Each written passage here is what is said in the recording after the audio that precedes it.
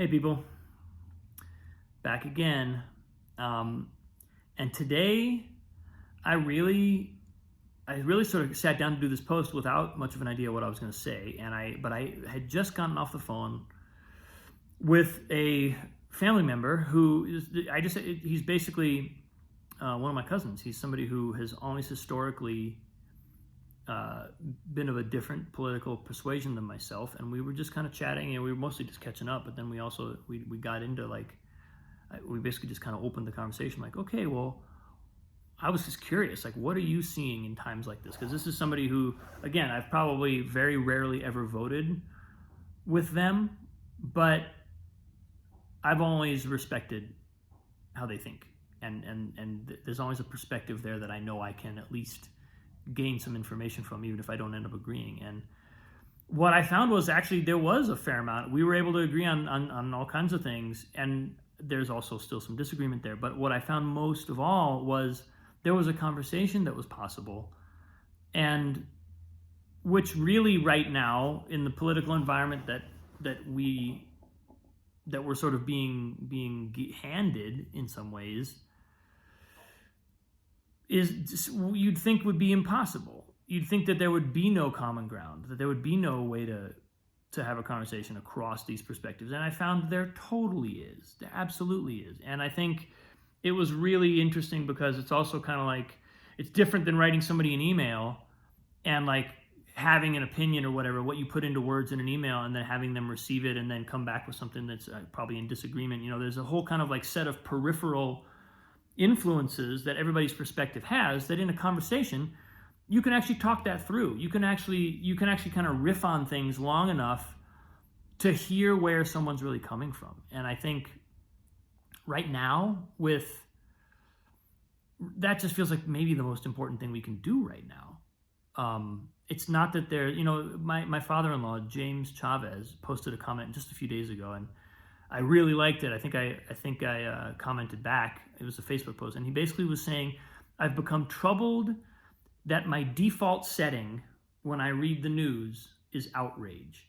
Every little snippet of news or soundbite or video or whatever I encounter, my first reaction is outrage. And he said, I'm troubled by that because I don't think that's how it should be. It's taking me out of actually looking at what I'm, at the issue.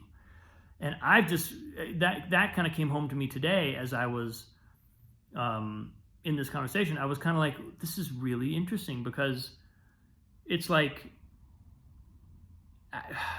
outrage just repels information. It's like information proof clothing. And it's not that there aren't things that we should be outraged about. There absolutely are. There absolutely are. It's just that we don't need to be outraged about everything. And there are plenty of things about which we are being encouraged to have outrage that are not worthy of our outrage, and where outrage is actually probably getting in the way of most of what could be productive conversation. And so that's just kind of what I took away from today's conversation, and I think it was really beneficial for me, certainly, and maybe for him too, maybe for us. And it mostly just puts me in a position to be optimistic about where we might go, like where this can actually go. Because if we can have a conversation and I can listen and I can maybe not be convinced to vote the same way or to even have the same policy positions as a private citizen, what I think ought to be happening. I'm not obviously legislating anything, but if I think if I can understand where something's coming from, then all of a sudden I'm engaging with it in a completely different way. And I think that's something that's really getting lost right now in our political dialogue. And it's just too bad. I get why it's happened, and there's certainly some good reasons for outrage, and there's certainly some issues and some events that have taken place that have really put us in a position to be triggered kind of constantly. But at the same time, I think let's try to assume the other perspective is not insane, and that there may be information there for us to gain, and that ultimately we might actually have we might actually, a shared solution to the problem might be better than a unilateral one.